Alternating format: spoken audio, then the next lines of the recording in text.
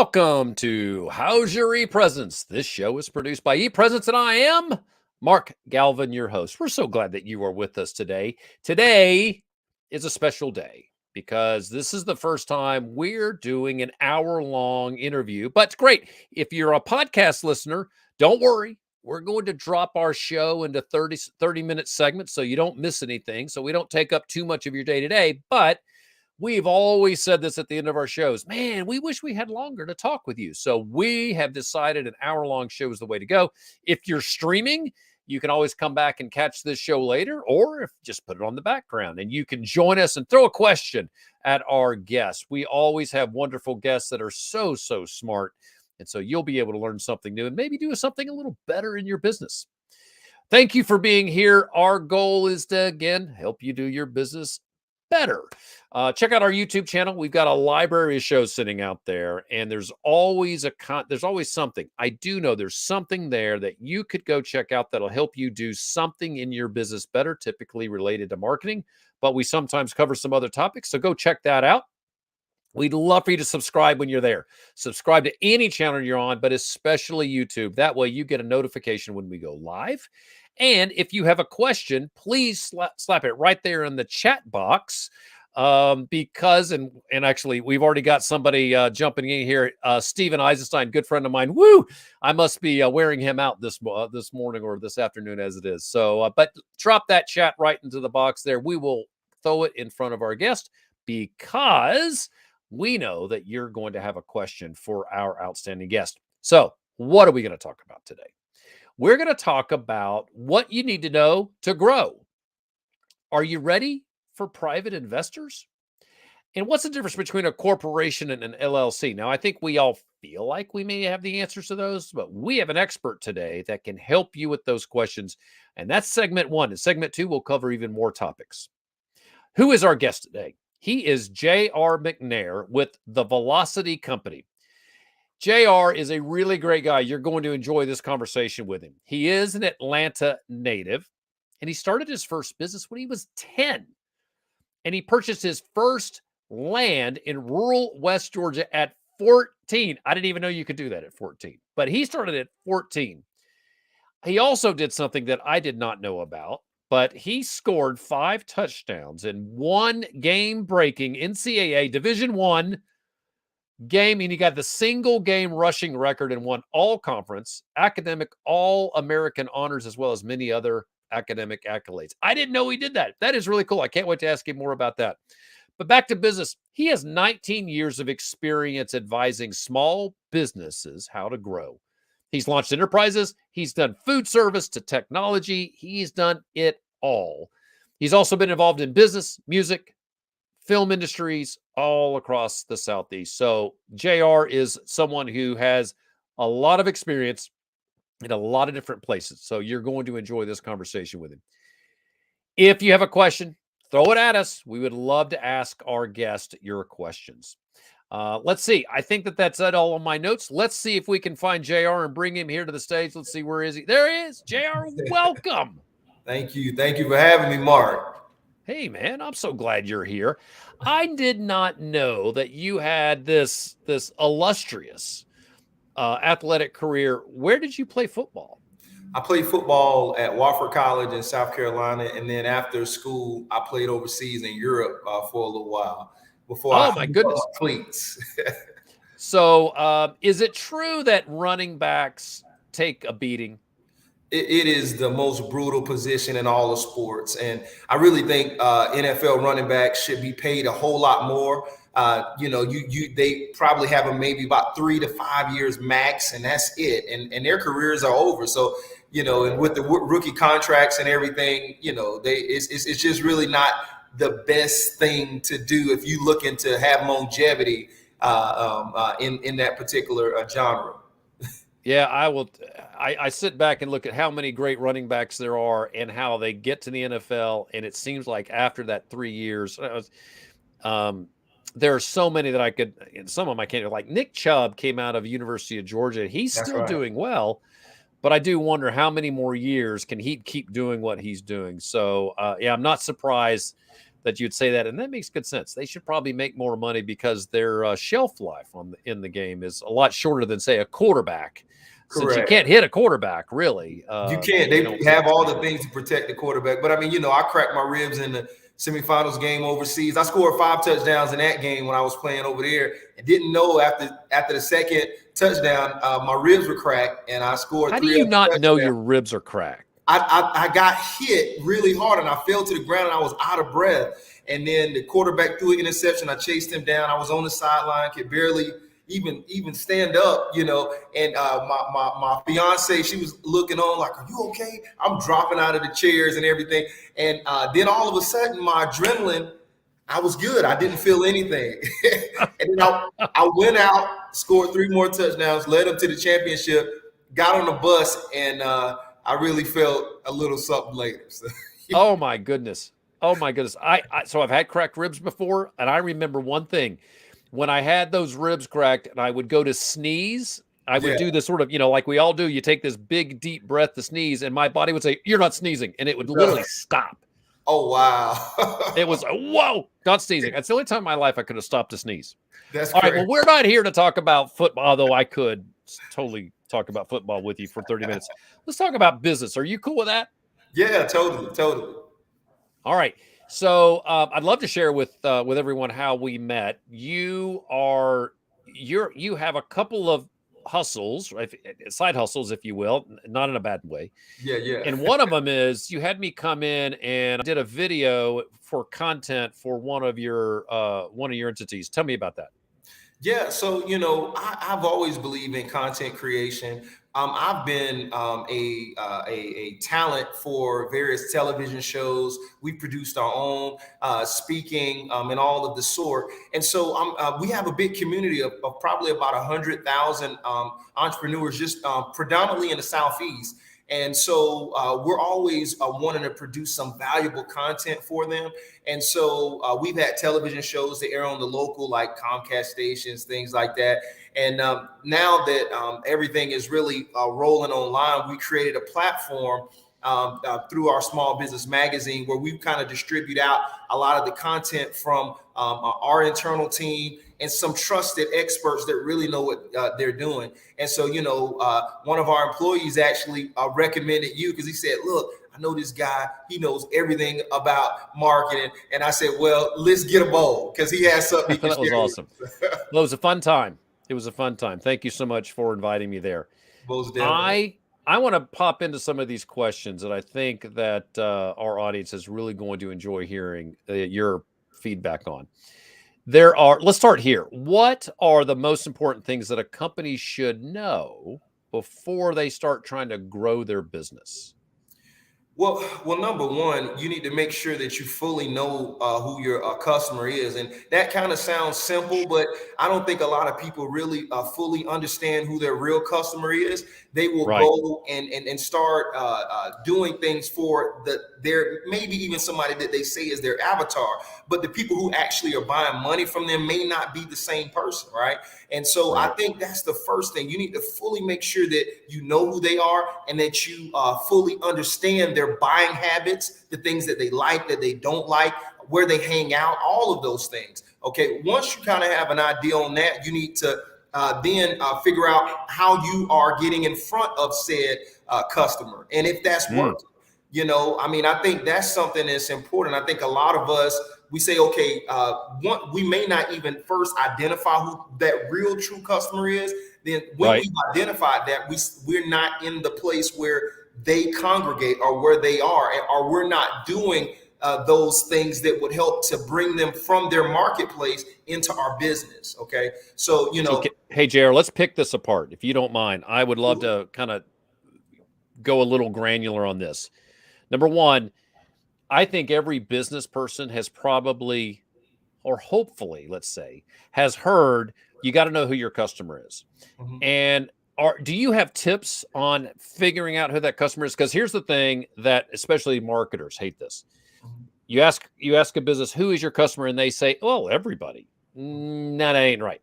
Yeah. How do you suggest that a business really figures out who their true customer is? What do you What do you have there? Well, I think first off, you have to get some experience in the field because Oh, good. what you think your customer is may not be who they actually are. And so the only way that you can know that you have to get out there. There are some other things you can do without actually having to build a product. There's some things you can do like going out and doing customer discovery with a certain amount of people on that end. But what I would say is do that discovery if you can. If you don't have the time to do it, go ahead, put the sign out, and then see who will actually give you money. Okay, this is big, JR. This is actually a really good point. So if I'm sitting here trying to launch a business and I got myself in a straitjacket because I can't figure out who my customer is, you are saying put out your shingle, see who starts coming in the door, and see what you get the most of. And I really do like this one thing. Find the people that you like to do business with. Mm-hmm. So there may be a ton of people come through the door, but it may be that you like for us, I really like doing business with high level executives because they are our bread and butter, and among others, but I think that's one of the ones I would circle. What we find is they come in and they're ready. They need something and they want it done and they want somebody to take it off their plate. We love those people. Mm-hmm. So now that you identified that and you have your shingle out, it's easier to figure out who those people are. But don't wait if you don't know. You're saying put out your shingle, see who walks in the door, right? Yeah. And those are some of the things, I have things that I do. I call them hers. And these are something that I have my team do. And I have all of my clients do is hypothesis, experiments, and the results from those things. And that's really simple. It's just really following the scientific method and all of this stuff.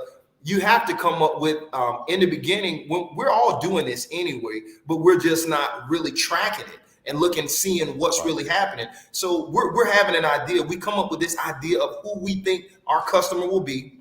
Then we go out and we go out and see those said customers, and then those customers either do what we think they were going to do, or they do the opposite of what we think they're going to do, or some variation. Based on those results, then we come up with a new hypothesis and just continue to go forward and continue to test those things on that end. But I think a lot of us make a lot of decisions that are not based on data, and they're based on emotions. Are they based on things that we want to be the case? Like I didn't realize like that a majority of my customers were Black females. Okay. And it wasn't something that I set out saying I'm going to help Black females, being in Atlanta, considering also that Black females are the number one demographic that are actually starting companies. Okay. And I help people start companies. Right. So, and so when you look at all of those things and I look back and I said, wow, I've helped this audience base. And when I would have said, my audience base was here. Now that may be primarily because, and it has primarily because for a big portion of our business, we did not do paid advertising. Okay. And so it was coming from the people who are naturally associated with the people who we were helping and those things on that end. I think when you start to do paid advertising that and you are able to target specific people and demographics and things on that end, then you get maybe a different variation of who you may think that customer will be. But it's all about you can continue to serve the customer that you started with in the beginning, or you can say, hey, you know what? Like you said, who are the customers that we like? Who are the customers that we want to go into? But that's a different learning phase. I think the thing that we need to know about today is the most successful companies today are not the biggest, they're not the strongest, but they're the companies that can learn the fastest. Okay. And these are the companies that really can look and see what's happening in their market.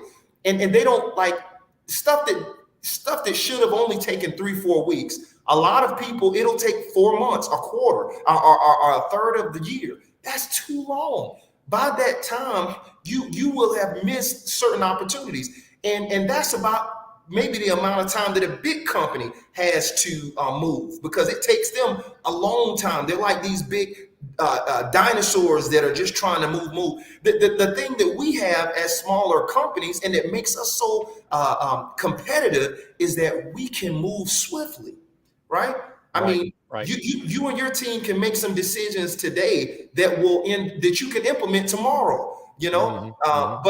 And that is the key. Fast companies are eating slow companies. It's no longer big companies are eating small companies, right? Right. Right. Oh, that's fascinating. All right, that's great. Thank you so much for jumping into that.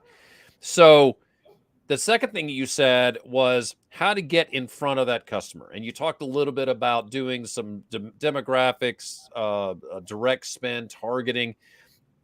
The question that that always come up with myself is, all right, I know who my avatar is. Now, how do I get in front of them? What do you suggest to a business who's trying to figure that out? What areas, like what are the top 3 areas you think that they should look at first before they go anyplace else? Yeah, I mean, that's a great question. I mean, that's something that's kind of going to be a little unique for each one of the people that are going out there. But I would just say Good. this, I always tell people, use what you got in your hands, right? Use what you Huh. got around you. I know one of the things that when I was first starting out, of course, I had an audience base. I had people that knew I knew kind of what I was doing, but I wanted to get on stages and start speaking with various people. So, but nobody knew who I was when I was first starting. So guess what? I Right. said, you know what? I'm gonna make my own stage. I'm gonna go start talking to my own people on that, and then I kind of created my own community, and then things started really rolling. And once somebody saw you one place, then they will continue to you have some credibility to kind of be put on other stages. But what I would say is, never really try to have one distribution channel or one place to where you're meeting customers. In the beginning, you just want to go and try various things that are out there, and then you want to look at that data. These things that you're trying should not take a long time. You should be able to look at that and say, okay, this is where my true people are.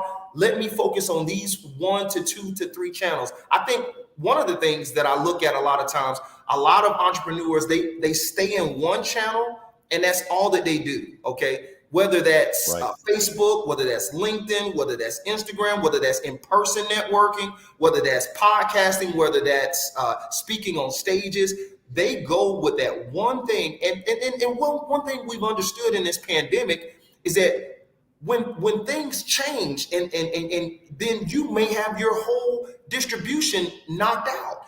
I mean, if you were going and just only building a business based on meeting people in person, right? Right. And now your whole business is knocked out. You have to have those first, those secondary, those third options for where those audience members are gonna sit, and then start looking at, like I said, who's paying you money. Don't go to vanity metrics. I think this is something that's very big. A lot of us, we try to look at, oh, I'm getting traction here. I'm looking at all these things, but nobody's paying me no money. Okay. Right. And Right. I don't care if people are you're getting attention from X, Y, and Z. If you're not making any money, if these people are not willing to pay you money for your product or service, and then it's two things when you look at that, Mark, because it's not just about getting in front of people. Okay, it's about what is Right. your sales mechanism once you get in front of them to close them. Okay, Mm. and then is your product or what you're offering the right thing for that said audience? So it's a reason why 3% of businesses end up succeeding after 10 plus years, because all of these things have to work in conjunction for it to really work. And I think a lot of us, we underestimate the amount of work, especially in the beginning, that it takes to really get this down. You know, we Yeah. think, we Oh, think, absolutely. we think it's 100%. it's just gonna happen. That doesn't work like that. You have to put the work in, and you have to consistently be thinking through it, and it's hard. I heard Peter Thiel. He said he was talking specifically about startups, which is a different type of a small business. But he was speaking about that like it's kind of like eating glass and staring into the abyss, right? That And, sounds like fun. and I say this because I think a lot of times, especially in 2022, a lot of the things about entrepreneurship are romanticized into thinking Right. that these things are just, oh man, this is now when you hit a specific audience and you get it down, that's great. But sometimes it takes longer. And sometimes, and it's about those people that persevere and that will continue through this stuff. And that's what I would really say, man, is you have to make sure that you're reviewing this stuff, looking at the data, looking at the numbers, looking at who's actually purchasing from you, right? And looking at where you're getting the traction the easiest, right? Because you could be trying all day long to push something and never get traction. What our job is as entrepreneurs and your advisory team is to understand one of two things. Number one, when to continue to persevere in that particular area and when to pivot. Okay. Good. So your mind is like, hey, is this something that we need to tweak on our side? I think a lot of people give up too fast, because there may be different variables. They may have their ad right on, let's just say their advertising. They may have their ad right. They may have their customer right? But they might not have their pricing right? They may have all of those things working in conjunction, but it may be one piece that's just not working. Or it may be when they get the people on the phone, that their sales mechanism on the back end is off, right? And so that's why it's so important to have people on your team that can help you, people like yourself, Mark, and people like others that have that expert knowledge that can come in and say, you know what? I see that this is working for you, but this may be the thing. And then you tweak that and say, okay, that worked a little better, but this is something else that we need to add here. It's kind of like a recipe, when you're cooking, right? If you don't add that right amount of salt or pepper or that right amount of baking powder or whatever to it, it'll be off a little bit, right? And I think that's the way you kind of got to look at this thing. You got to always be tweaking, but understanding too, when, hey, you know what? I'm barking down the wrong tree. I need to totally either totally change this or have some kind of change based on what the market is telling me, right? Right. Oh, that's so fascinating. You said a lot, for the record, in a very short amount of time, and that's why I'm so glad you're here. And we could tease a lot of that apart, but I'm going to move on to the next question, if you're okay with that. And we got in this segment, we've got about 5 minutes. Okay. And we can overflow into the second part of the show if we need to. But let's talk about the difference between corporations and LLCs, because, besides that, is it a tax ramification focus with the two of those, or is there something more with the difference of those? Well, listen, this is a subject I can talk on forever, but let me just give you some we only got 5 minutes. We may have to go to the second part of the show. We got 5 minutes. So basic, corporations, so that they're the only true separate entity. So and those are, and that's a Class C corporation. They're the only true separate entities. All other entities are essentially attached to their owners or to the people that are running them. So a C corporation is a separate entity. The IRS actually sees them as an invisible person, okay, a real person that has rights, it can sue, it can be sued, all those things on that end. Now, you essentially have two types of corporations, a C corporation and an S corporation. That S corporation is a small business corporation that is more closely tied to you. Is what's considered a flow-through entity. And what that essentially means is that either your income or your expenses will flow down to you on a personal level. So in that, and on the converse, in that C corporation, it has its own set of income. So if it made $1 million, it made $1 million. You didn't make $1 million. If it had $1 million in expenses, it had $1 million in expenses. You did not have it. On that S corporation, on the converse, all of that flows down to you personally. So any of the income, any of the expenses, all those things flow down to you. From a tax standpoint, then LLC is very similar to an S corporation.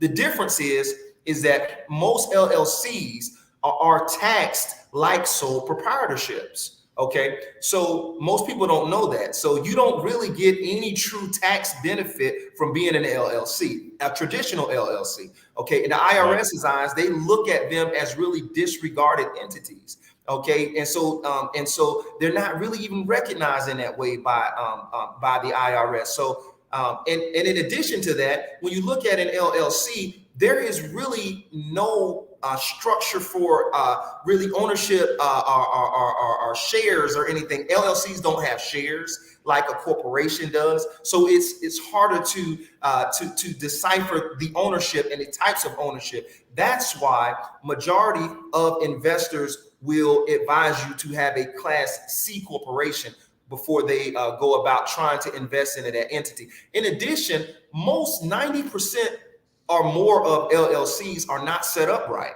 Okay. Most people don't realize that when you form an LLC, and if they go out, they may form it themselves. They have their operating agreement, but they do not have. They have their articles of organization, better yet, but they do not have an operating agreement. Okay, so that is a separate document that shows when that entity is supposed to start and what it's supposed to do, the parameters of that entity. And because of that, LLCs are not perpetual, which means they can't continue to go on. They have to have a start date and an end date. So you can't like pass that, say, oh, you know what, this is going to be for all of this future generation. Well, you know, the LLCs, they have a start and an end date. They're supposed to. If you have a partner in an LLC and that partner ends up leaving, you're supposed to stop that LLC and start something else, right? So, you know, I didn't know that. So the majority of all of these LLCs, most people, if they were ever to get sued and they go to court and someone asks for their operating agreement and they can't produce that, then the judge will say, well, hey, you're not really doing what was necessary to have this be a truly credible entity. So you could, I'm not saying that it will always happen, but it could, if an attorney knows what they're doing, could potentially pierce that liability veil there. So when it comes to the corporations on the converse, there's so many other things that you can do. Yeah, I mean, that's the big thing the whole reason that you would form a company in general, not this is broad, but is to have some sort of separation between your personal liabilities and the company, so that if the company does something bad, if somebody on the staff were to do something to one of your customers and you get sued, that it is reserved to the company, doesn't reach across into your own personal assets. That's a big deal. That's why a lot of people set up corporations in general. Correct. I think that's fascinating that you have to have that operating agreement in place to make sure that is that you are fully protected. I don't hear that much, which is a very interesting thing. So we formed an LLC, but I know on my CPA side, he files us as an S corp. So Correct. We file as, even though we're an LLC, and I didn't understand why. I was like, whatever. You're the expert. Tell me, go with that. Yeah, no. That's totally. So the reason why they did that is because in any LLC, you should do that, because if not, all sole proprietorships or traditional LLCs are taxed like sole proprietorships, which have to pay self-employment tax. Okay. Right. So when you file that S corporation, what it ends up doing is it eliminates that self-employment tax. But the caveat is this: you have to pay yourself a reasonable salary. Okay. And these are things that you have to do. So you can get an S corporation election in an LLC. And so these are things that can happen on that end. And so that's why I said the majority of most LLCs are what's considered disregarded entities in the IRS's eyes, which are taxed like sole proprietorships. And so on the converse, you look at a corporation and you look at I use LLCs for certain things, like owning my real estate. So I have a piece of real estate property. I put that in an LLC. Or if I'm going to partner with another corporation, instead of us going in business together and being married, because a corporation is like being in business together, being married, we will say my corporation, JR's corporation, and Sally's corporation are going to start this LLC together, and we will both be managing members in this LLC. Okay. And then we'll do business together. And when any of the profits or the income would go up to our said entities. And then when we were ready to stop this particular arrangement together, we just stopped the LLC. I would go my way, they would go their way, right? And those are really a lot of the reasons why they were utilized or were created. It gives you kind of the protection of a partnership it gives you the partnership, but also gives you the protection of a corporation. So I these love are it. some of the things. Okay. It's so much more that I can talk Oh to you my about. goodness, yeah. That's why you got to hire an expert, right? That's Well, right. listen, we are at the halfway mark, and for our listening audience, we want to make sure you can find JR. JR, where do you want people to go to find you? Yeah, you can find me. Just go directly to my website. It's real simple, jrmcnair.com, mcnair.com. And so come send, you can go there. I have something there, and we can kind of connect you to all our brands and what we're doing across the nation. All right, that's perfect. And so JR McNair, no dots, no dashes, JRMCNAIR.com. Well, JR, we are at the midpoint of our show. So this is what we're going to do. We're going to take a quick break. Don't go anywhere, JR. We want you to hang out, and we'll bring you back because we got more things to talk about. Does that sound good? Sounds perfect. Outstanding. All right. So for the rest of you folks, this is what we're going to do. We're going to take a quick break and go through just a quick little segment here, and then we will bring JR back, and we've got 30 minutes of the show. So don't go anywhere. We'll be right back.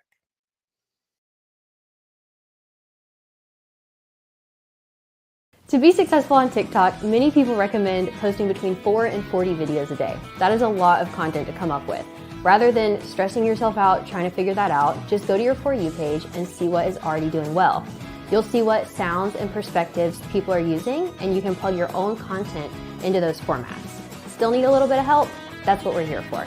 ePresence, social media solved.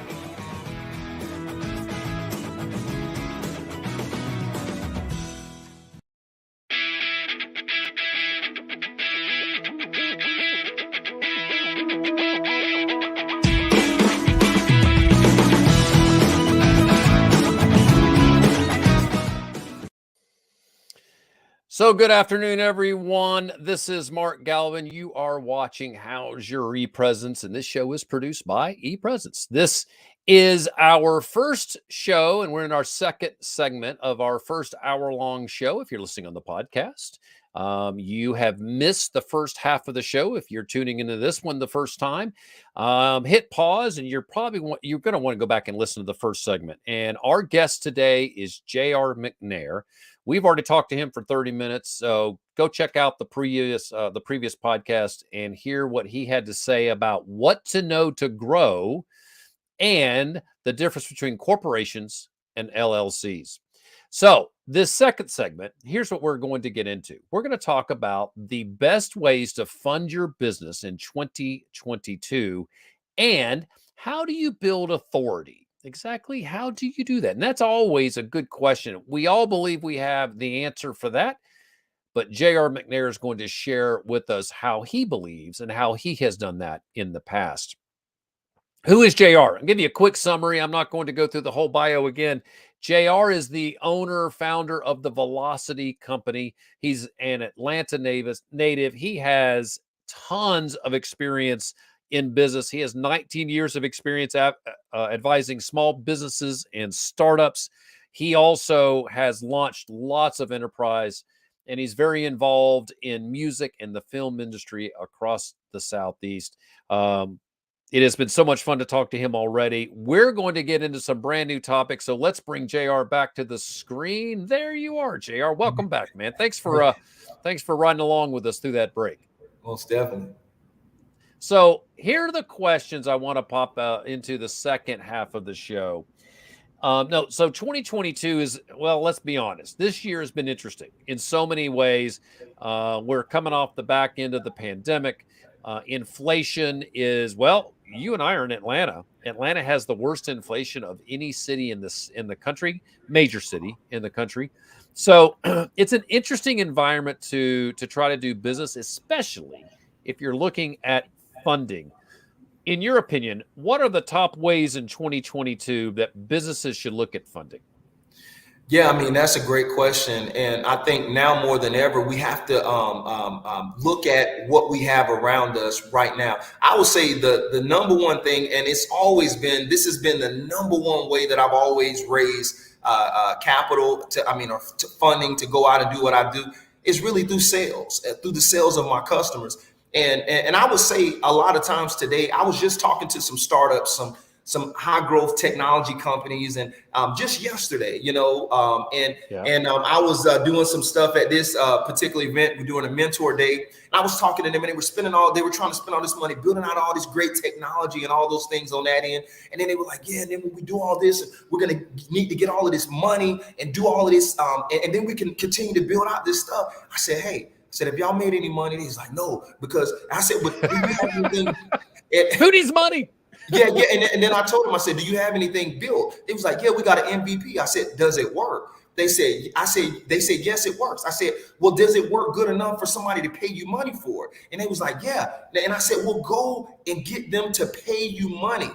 And then I promise you, if you can get X amount of people to pay you money, because years ago, when you're speaking on, and I'm speaking on fundraising for startups right now, like if you're looking at, you're building an app, you're building out all these things.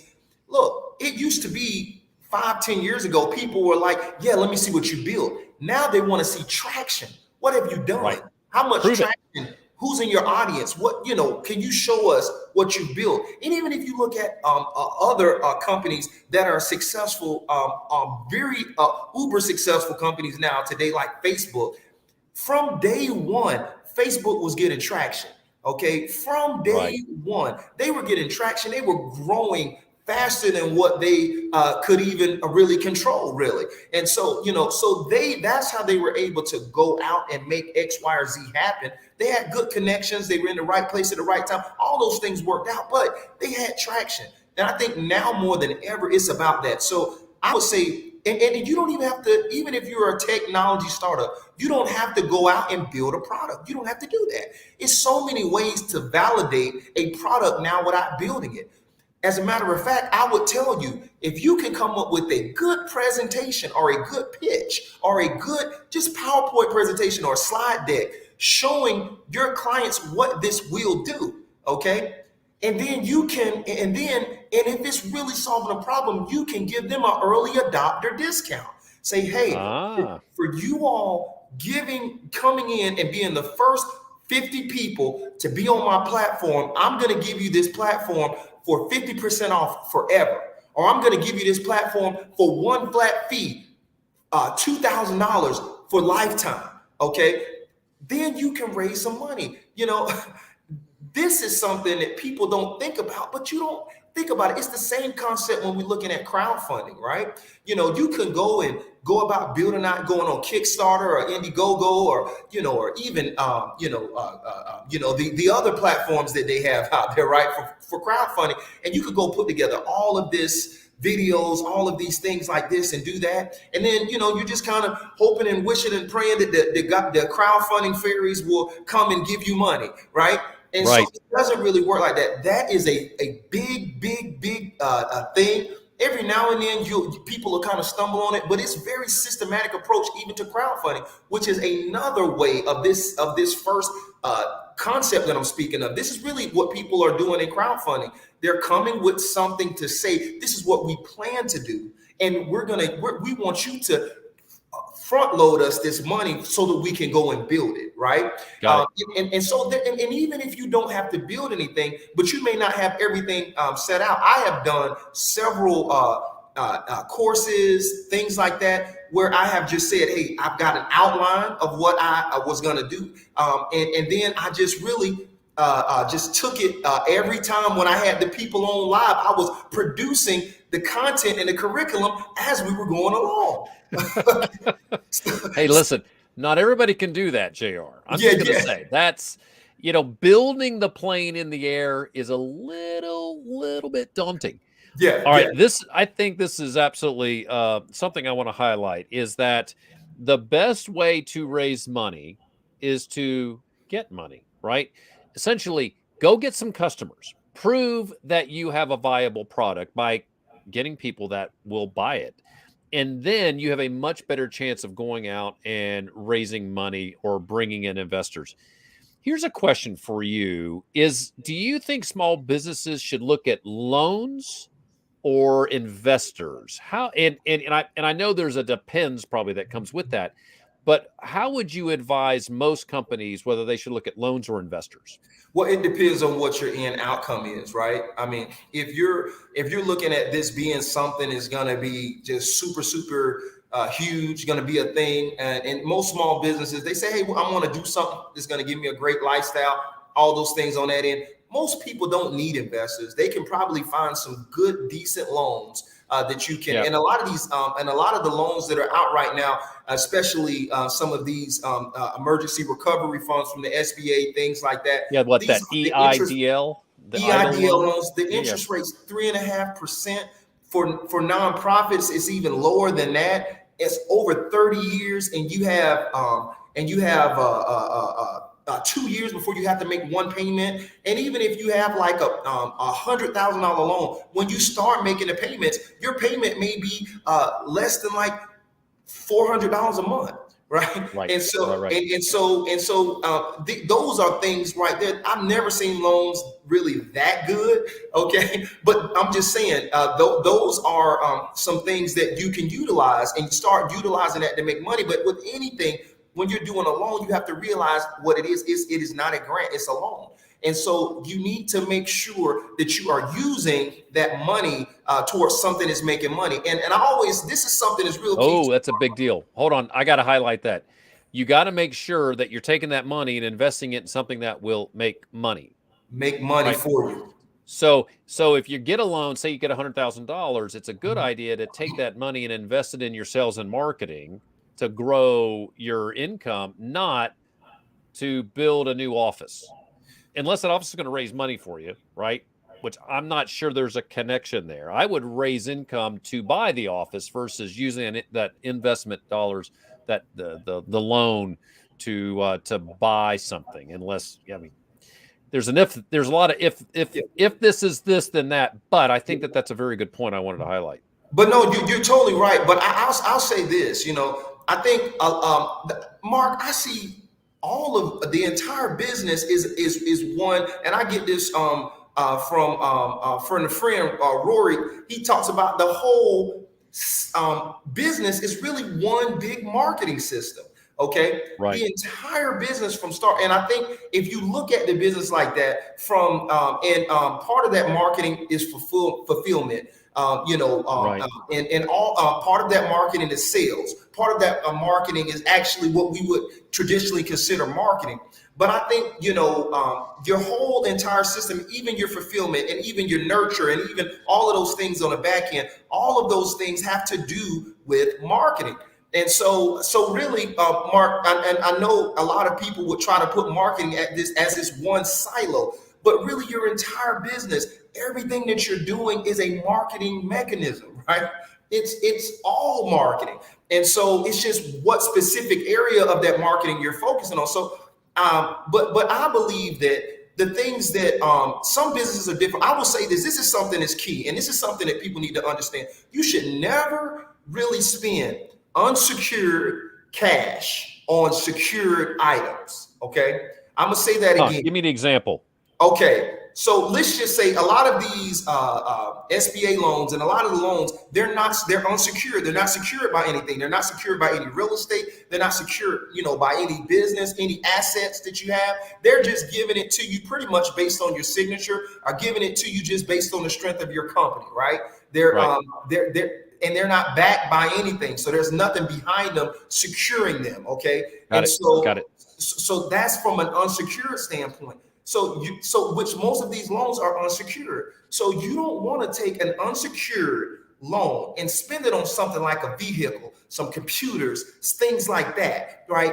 Even taking that stuff and buying real estate with it and all of these other things. You shouldn't do that. Because why should you not do that? Because there are better and cheaper uses of money for that. For example, it's whole lot harder to get an unsecured loan for $100,000 than it is to get a secured loan for $100,000. Okay, secured, and it's even so let's just say a secured loan through real estate. So somebody says, "Hey, I'm going to go out and buy this building." Okay, well, the SBA and all these other banks, They have loans specifically set that have lower interest rates that are a whole lot easier to get, okay, than some of these secured loans. So that's what you want to get. And even when you're purchasing vehicles, I always tell people there's a difference between a business lease and a personal lease. If you're going to get a vehicle, get a business lease, okay? Because typically at the end of that lease term, if you have a good lease, you can do what's called a dollar buyout.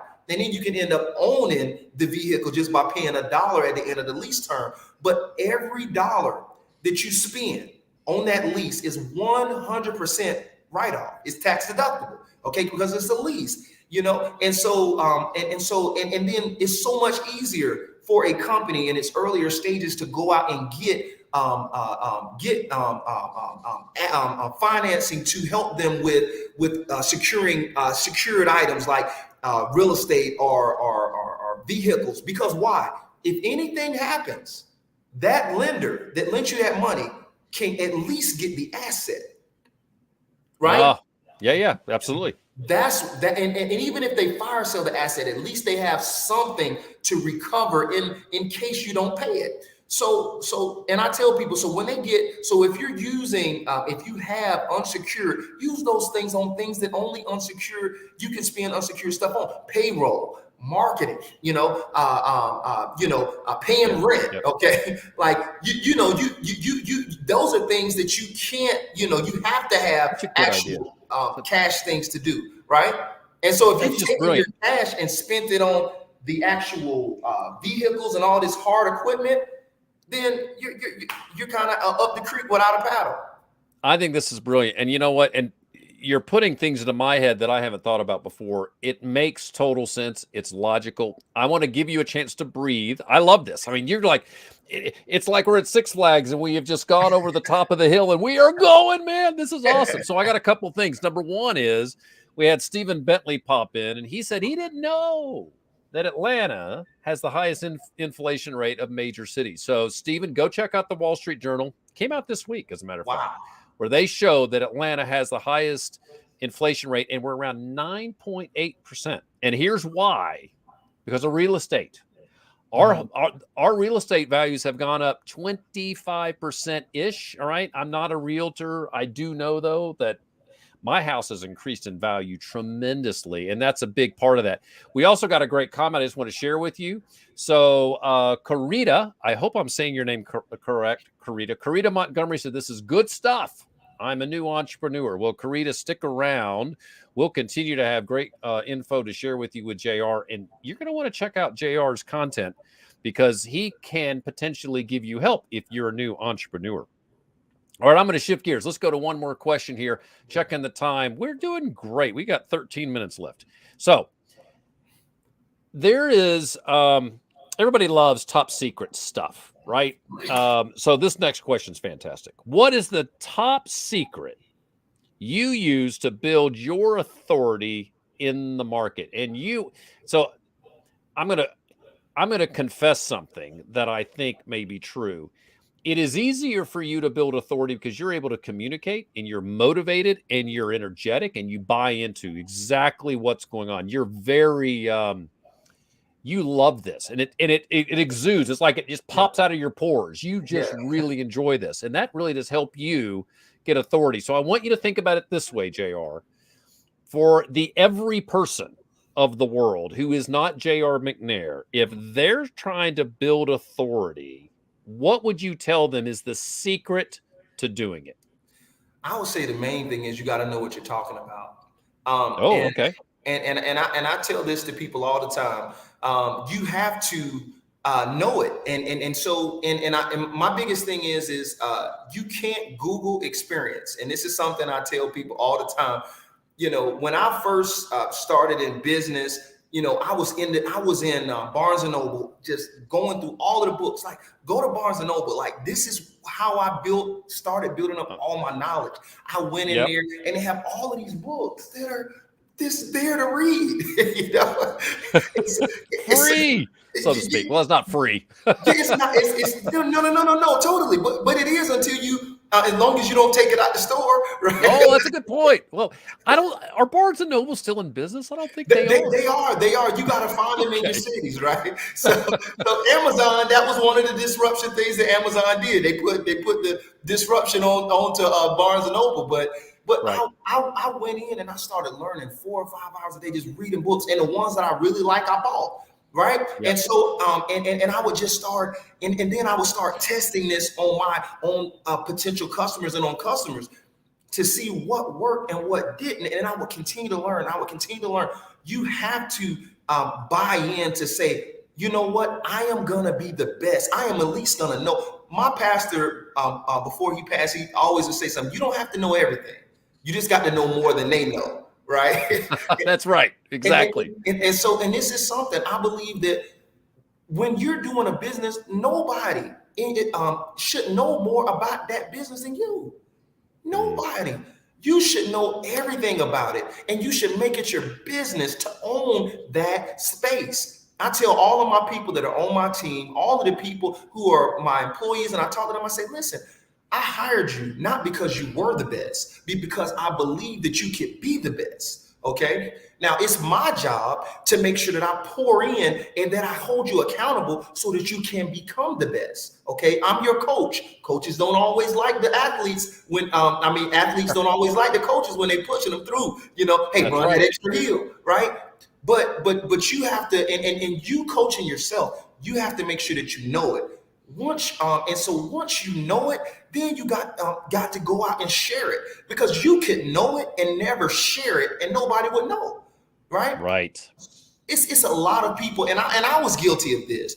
I was always the person to say, do the work, JR, do the work, help the people. So we were helping thousands and thousands and thousands of people. But for years, I didn't want to be in the spotlight. I didn't go on shows. I had requests to go on all of these things. I didn't go. But you have to share it, and you have to. Nobody's gonna just know by osmosis. You can't rely on your family members and friends to do it. And even if they do it, that's not something that's dependable, that you can bank on.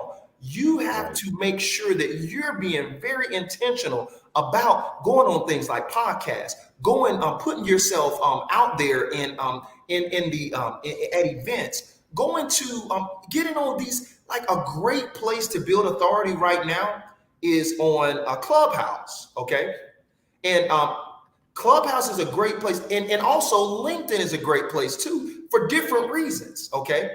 Right. Clubhouse in that, but you got to know what you're talking about. You can't fluff stuff on those platforms. If you don't know what you're talking about, you will be easily found out. But that's why you have to go and make sure that you know it first. Once you know it and you go out there, people will go and share it for you. You don't, if you're really talking about something, I went to go speak at one of the colleges, and it was down and we had all of these different people. They were some people from the SBDC, some people from these other places and everything.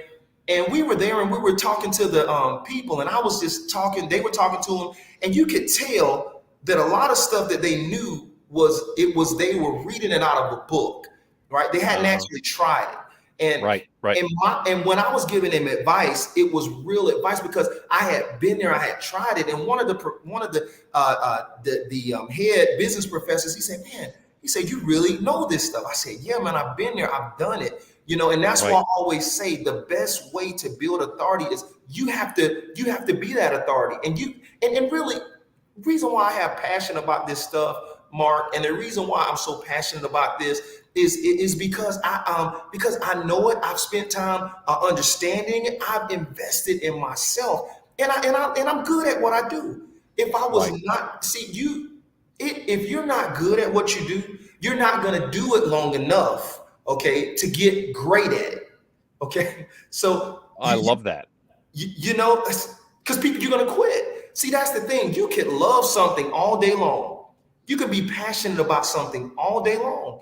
But if you're not good at it, you're not going to continue to do it. No, that's absolutely right. I mean, this is such an important thing. And it's part of the reason that I think it's part of the reason that you're passionate about what you do, because you are good at it. And when you find your space and you're really good at something, you just want to get better at it. I mean, let's be honest. JR, you did not go and play golf when you went to Europe to play football. You played football because you were really good at football. That's right. And because you were good at football, you helped win that championship. So I think it's a really important thing. Find what you're really good at, but when you find that thing you're good at, get really good at that one thing.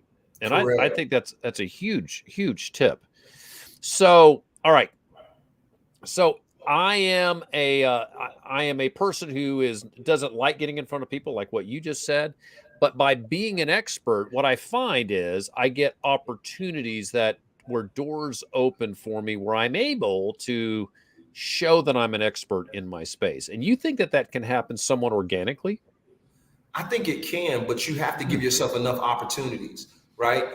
And so I think that's the biggest thing. You have to continue to put yourself in front of people where it can happen. Or, I mean, organic things can happen, but you have to make sure you're having enough organic interactions. Okay. Okay. If right. we're only meeting 4 or 5 people a week, you can't expect to have a great business that way, right?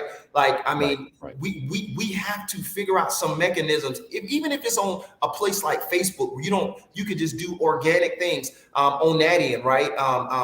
Or if you're coming onto a place like LinkedIn, and you're coming in, you're doing, you're just following certain people, and y'all are engaging.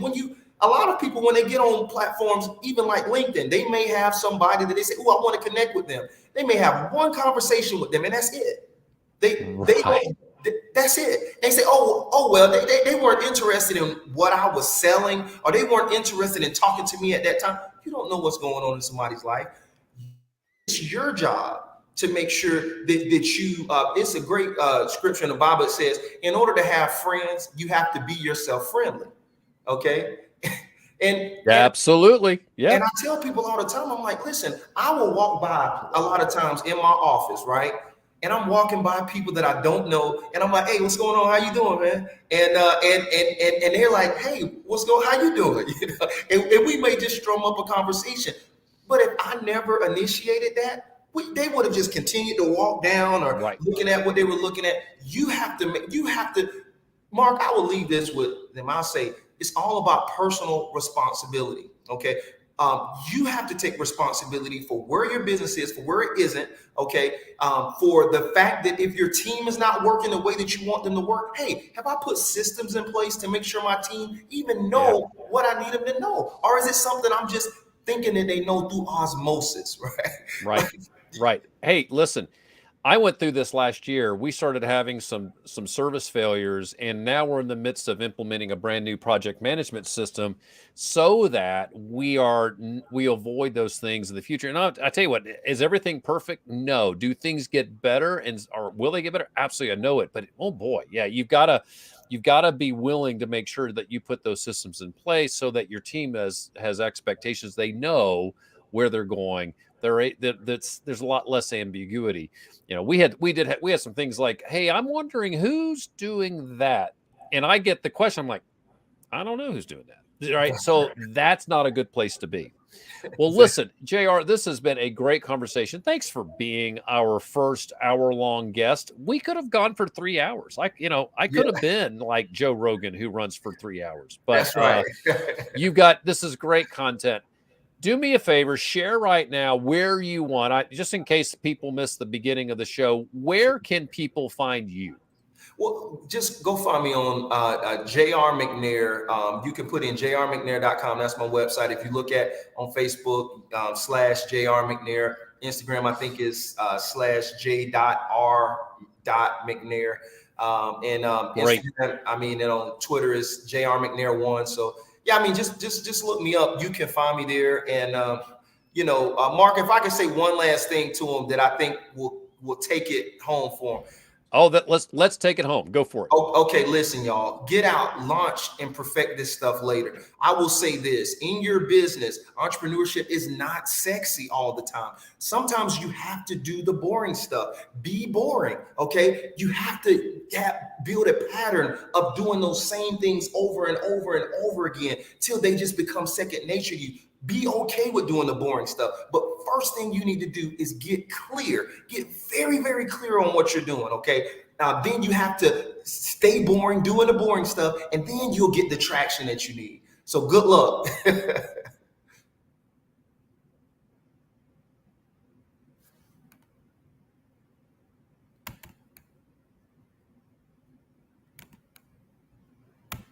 And